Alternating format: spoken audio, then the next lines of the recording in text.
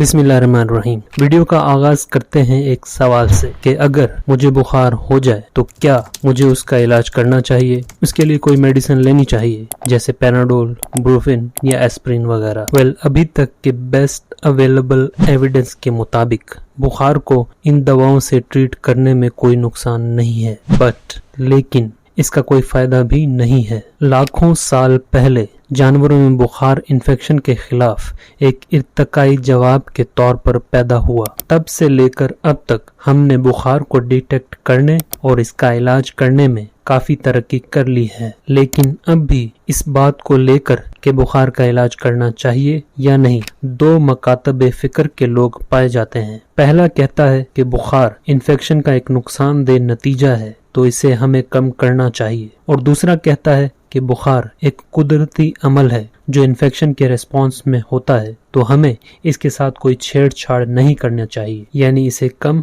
नहीं करना चाहिए। तारीखी लिहाज से देखें तो 20वीं सदी की शुरुआत में जब हमारे पास एंटीबायोटिक्स नहीं थी, तब डॉक्टर्स पायरोथेरेपी रिकमेंड करते थे, यानी मेडिकली बुखार को बढ़ाया जाता था, इसे तेज किया जाता था, जिसके लिए मुख्तलिफ तरीके इस्तेमाल करके पेशेंट के बॉडी टेम्परेचर को 103 से 107 डिग्री फ़ारेनहाइट तक लाया जाता था। लेकिन पेनिसिलिन की इजाद के बाद ये प्रैक्टिस बड़ी तेजी से नापैद हो गई। सो हम इस वीडियो में इन दोनों गिरोहों का केस सुनेंगे, एविडेंस देखेंगे और फिर फैसला करेंगे। पहले इस गिरोह के आर्ग्यूमेंट्स देख लेते हैं जो कहता है कि बुखार को मेडिसिन देकर सप्रेस करना चाहिए, इसे कम करना चाहिए। इनका कहना है कि बुखार जो है वो सेहत के लिए मुहलक है, मुज़र है, इसलिए बुखार को कम करने से इसके मुज़र सेहत असरात भी कम हो जाएंगे। लेकिन ये दोनों ही बातें एक्सपेरिमेंटली वैलिडेटेड नहीं है, यानी इनके लिए कोई एविडेंस मौजूद नहीं है। अभी तक सिर्फ एक मेडिकल कंडीशन ऐसी है जिसमें एंटीपायरेटिक्स देने की सपोर्ट में शवाहिद मिले हैं, और वो है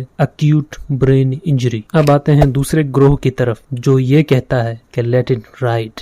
इनका कहना है कि बुखार जो है वो कुव्वत मुदाफ़त के निज़ाम को बेहतर बनाता है, जरासीम को मारता है, एंटीबायोटिक्स को बेहतर तरीके से काम करने में मदद करता है, और इस बात के भी कोई खास शवाहिद मौजूद नहीं है कि बुखार बजाते खुद कोई मुज़र सेहत चीज है। और पिछले कुछ अरसे से बहुत सारी स्टडीज ने इसी नजरिए को सपोर्ट किया है। एक बड़ी randomized placebo controlled trial study में 455 सेप्सिस के पेशेंट्स को बुखार के लिए ब्रूफिन दी गई। सेप्सिस एक बहुत ही खतरनाक और जानलेवा इन्फेक्शियस कंडीशन है। स्टडी का नतीजा, ब्रूफिन ने ना तो सेप्सिस कम किया और ना ही मरने के रिस्क को। इसी तरह 2015 में एक सबसे बड़ी randomized placebo controlled trial study शाया हुई जिसमें पैनाडोल को बुखार के लिए यूज किया गया। इसमें 700 आईसीयू पेशेंट्स को रैंडमली तकसीम किया गया। यूं हर 6 घंटे बाद किसी को पैनाडोल दी गई और किसी को एक प्लासिबो। अगर आपको नहीं पता कि प्लासिबो क्या होता है, मेरी ये वीडियो देख सकते हैं। इस स्टडी के नताइज में रिसर्चर्स को पैनाडोल और प्लासिबो में कोई डिफरेंस नहीं मिला। पैनाडोल ने ना तो number of days in ICU को कम किया और ना ही मौत के रिस्क पर कोई खातिर ख्वाह असर दिखाया।